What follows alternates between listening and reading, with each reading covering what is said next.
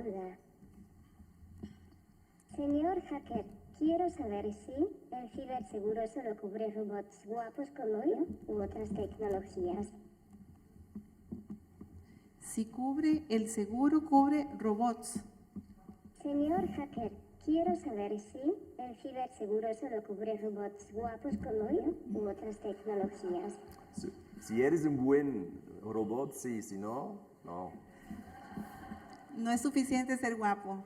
No. No lo es, ni simpático. Hay que ser Si muy... me caes bien, sí, si no, no.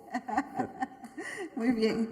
Una última pregunta antes de abrir un espacio para ustedes. Esta pregunta también fue compilada por parte de lo que el mismo público necesita saber, porque don Ricardo, usted nos exponía sobre el escenario ideal, ¿verdad? Esa receta que deberíamos todos empezar a implementar, pero esta pregunta es para los cuatro. Ustedes contestan en el orden que consideren. ¿Cómo las organizaciones están gestionando los siniestros ante la materialización del riesgo en este momento? ¿Cómo la están gestionando ante la materialización del riesgo cibernético? ¿Verdad? ¿Realmente qué es lo que está pasando? Adelante. Es una experiencia muy diferente en cada país que veamos, pero generalmente, excepto en países más desarrollados, como Europa o en Estados Unidos, lamentablemente las organizaciones están gestionándolo solos. No, todavía el tema, por ejemplo, del seguro para cyber no ha sido entendido en nuestros países. La gente cree que el seguro es un gasto. No, el seguro es para proteger la continuidad y garantizar la continuidad de nuestros negocios. Entonces, todas las empresas lo que están haciendo es invirtiendo más y más y más dinero en la parte de prevención, y es perfecto, porque nosotros vamos a pedir eso para el tema del seguro. Es una labor en conjunto, es una labor entre las empresas que se dedican a apoyar en prevención y nosotros para poder enfrentar una crisis. Pero por más prevención que tengamos, los familiares de Peter, los hackers, siguen innovando y cambiando. Nosotros podemos poner 10 barreras nuevas y ellos ya tienen 11 formas nuevas de entrar. Entonces, siempre vamos a tener un ataque, eso está garantizado. Entonces, tiene que haber una colaboración. No podemos únicamente invertir en prevención. También tenemos, como les decía, una vez que entraron, y tenemos que defendernos. ¿Cómo nos defendemos? Entonces, es importantísimo una colaboración entre todas las entidades. No podemos enfrentarlo solo. Nosotros no somos la panacea, el seguro, y la prevención por sí sola tampoco es la panacea. Es un trabajo en conjunto que se debe realizar. Que eso, la idea del día de hoy es dar un inicio a un proceso donde diferentes entidades puedan colaborar en ese tema, crear un poco, poner un granito de arena en ese crear de conciencia, de que se entienda que es un riesgo que ya tenemos que enfrentarlo y que tenemos que trabajar en equipo para poder lograr tener un buen resultado ante un ataque. Muchísimas gracias, don Ricardo. Don Freddy. Gracias. Complementario a lo que menciona don Ricardo, es importante considerar que el riesgo existe y es latente, y como se ha mencionado, podemos ser sujetos de ataques, si no es que ya lo hemos sido. Entonces, ¿cómo nos vamos a preparar en el antes con toda la planificación de que se presente un siniestro de estos, un incidente, en el durante?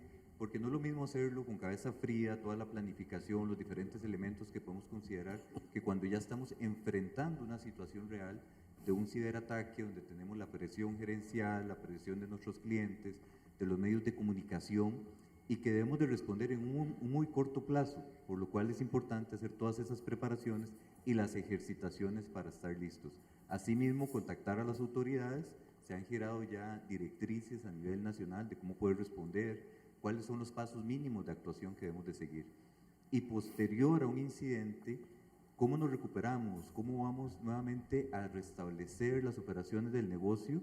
Asimismo, los análisis forenses digitales. No podemos dejar de lado que se está cometiendo un delito que está afectando nuestra información, nos están extorsionando, que nos pide que generemos un pago con el objetivo de que nos retornen nuestros datos, y de allí que eso está penado.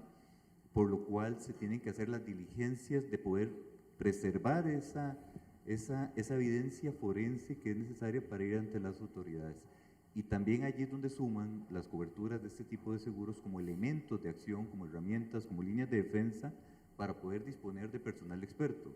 Una de las consultas que hacían ahora a don Peter es, estamos con una limitación de recursos, y realmente así es. Nosotros que estamos allí en la División de Seguridad de la Información y coordinamos a nivel del conglomerado y con los demás sectores financieros, tenemos siempre la misma sensación, nos faltan recursos, y por eso es importante mencionar que la seguridad de la información y ciberseguridad es un tema de todos contribuimos desde nuestras trincheras.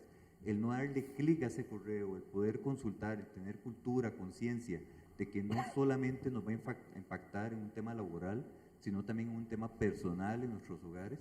Entonces es importante poder visualizar cómo protegemos nuestros recursos, y si se llegase a presentar un siniestro de estos, cómo tenemos que conocer nuestras pólizas existentes para poder activarlas, contactar el equipo de respuesta, validar cuáles son las afectaciones que tenemos y poder recuperarnos en el menor plazo posible. Gracias. Muchas gracias a usted, don Freddy. Don Roberto. Bueno, voy a hablar desde la experiencia anterior. Muchas de las instituciones y empresas, muchas tienen la idea de que tal vez no van a sufrir un ataque o que no les va a pasar absolutamente nada. Y bajo ese escenario, yo esperaría que después de lo ocurrido el año pasado, pues esa idea vaya cambiando. La preocupación que siempre me genera este tipo de incidentes es que con el tiempo en Costa Rica se va olvidando el tema y se van olvidando y las preocupaciones bajan, pero realmente el escenario del riesgo se mantiene. Bajo ese escenario, como mencionaba don Freddy, los temas de las prácticas, tener los planes, pero no tener un documento que solo sea un check de que tenemos un documento, sino ponerlo en ejecución y práctica para ver cómo se reacciona. Yo no sé, bueno, aquí hay algunas caras que tuvieron en algún momento atender incidentes, pero si estar en un incidente realmente donde la operativa de una institución o una empresa se paralice, realmente es un nivel de estrés altísimo, donde tenés que tener esos planes construidos de previo para comenzar a guiar el proceso. ¿Quién se va a encargar de qué? ¿Quién va a liderar? ¿Quién se va a encargar, como mencionaba Brede, de la comunicación con las personas, con la prensa? ¿Quién va a dedicarse a ciertos puntos? Tener al equipo de atención de incidentes dedicado a la atención de incidentes y que no se distraigan en otras cosas. ¿Cómo vas a operar en la recuperación en equipos 24/7 de lunes a domingo? ¿Cómo vas a hacer que esos equipos no se fundan, no se cansen para poder trabajar y ir recuperando el servicio en el periodo de tiempo menor? Hace unos días conversaba sobre los tiempos de recuperación y muchas empresas, el promedio de recuperación para volver con sus servicios principales es de 3 meses. ¿Qué pasaría en sus empresas, sus instituciones con tiempos de 3 meses de recuperación? ¿Soportarían? ¿Sobreviviría una pyme 3 meses? No, lo mencionaba Ricardo, se acaban. Entonces, ¿cuál va a ser su plan para recuperarse de menor? La prevención existe, sí, pero no existe el riesgo cero. Entonces, si no existe el riesgo cero, usted tiene que prepararse para que va a ser atacado y afectado, y cuál va a ser el tiempo menor en que su plan de recuperación se va a poder ejecutar para volver a tener los servicios principales, y cómo va a poner en ejecución las acciones legales que van a tener en contra por alguna situación de lo mencionaba, donde entran también los temas de los seguros, para responder frente a las necesidades económicas que van a tener por la atención de ese incidente. Entonces, esos son temas a tener en cuenta, ¿no? No pensemos que no nos va a pasar, no pensemos que no vamos a ser blanco. Esa idea ya hay que eliminarla. Muchísimas gracias, don Roberto.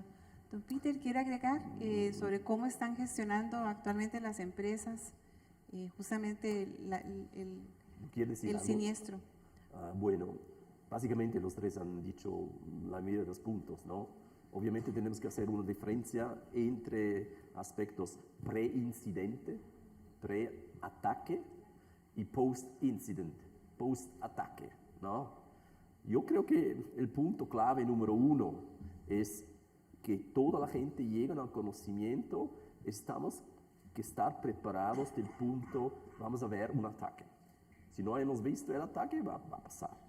Y entonces tendremos que tener no solamente los planes, no solamente los recursos, no solamente el capital, pero también los ganas, ¿no? Y la manera de hacer y el apoyo tope de los ejecutivos para que podamos defender el caso últimamente. Pero básicamente ellos han dicho todo sobre el punto, ¿no? Muchísimas gracias, don Peter. Vamos a abrir ese espacio para hacer 5 preguntas, máximo, porque realmente sé que tenemos muchísimo que preguntar, pero luego vamos a tener también un espacio para networking y también pueden hacer preguntas a los expertos. Pero en este momento voy a abrir el micrófono para que si alguno de ustedes quedó con algún tema pendiente, por favor nos lo haga saber. Por allá veo una mano. 1, 2, ajá. ¿Alguien más? Por favor, para tener ya previo de saber hacia dónde nos dirigimos con la comunicación. Gracias, muy amable, Roberto. Tenemos por allá don Enrique, muchas gracias por ayudarnos con la primera pregunta. Muy bien. ¿Nos puede decir también a quién quiere dirigir la pregunta o si es abierta para cualquiera de los 4 expositores? Buenos días. Bueno, voy a ver cómo armo la pregunta. Sé que el tema de cyber, hace unos 5 años atrás, era casi que desconocido y quizás la prima era muy barata. Hoy por hoy, en medio de la tormenta, son otras condiciones, ¿verdad? Obviamente. Pero la pregunta que quería es la siguiente. La facilidad o la benevolencia de las aseguradoras ante la adquisición del producto de cyber, un seguro de cyber para una empresa grande o un pyme, por ejemplo, ¿cuáles son las exigencias generales que le están pidiendo ahora a los asegurados? Es decir, no es igual las condiciones ante la compra de un producto de una empresa tan grande como LICE, por ejemplo, o la Caja, que a una pyme que no tiene recursos. No le van a pedir lo mismo. Sin embargo, el producto esperado ante un ataque debería ser, sí, el mismo, ¿verdad? Que lo reconozcan. Esa es una pregunta, y el combo es, porque son 2 preguntas a la vez. La otra pregunta es, ¿qué pasa con un ataque interno? ¿Cubre un ataque interno, es decir, del personal interno que quiera hacer un ataque en su casa? O también, si eso se puede facilitar, si el ataque lo facilita, por ejemplo, la negligencia, la imprudencia y actos malintencionados del personal. Sí, es cubierto. No sé si me expliqué con ambas preguntas. El tema de los seguros, por lo menos voy a contar el caso de lo que se está trabajando para Costa Rica, que yo creo que es lo que atañe más acá. Son 2 programas que se van a trabajar distinto, porque como bien lo decía Marlon, no es lo mismo una pyme que una empresa grande. Entonces los requerimientos, se está trabajando un programa para que los requerimientos de las pymes sean menores. No significa que los reaseguradores van a ser laxos en el punto del análisis de riesgo. Siempre va a haber ciertos requerimientos, pero van a ser más, digamos, no tan rigurosos como serían para una compañía grande. Entonces, hay un programa que se está desarrollando que va enfocado a pymes. Los montos de cobertura también de las pymes son menores, no se requieren coberturas tan grandes, porque también el ataque es proporcional al tamaño de la compañía, pero sí, digamos, se está trabajando en un programa que sea con una suscripción muy sencilla. Eso significa que es un cuestionario, tenemos ciertos parámetros de riesgo que vamos a medir, y de acuerdo a esos parámetros de riesgo le vamos a dar una calificación a cada pyme, y de acuerdo a esa calificación va a tener hasta un monto de cobertura X y un deducible X, pero las coberturas van a ser las mismas.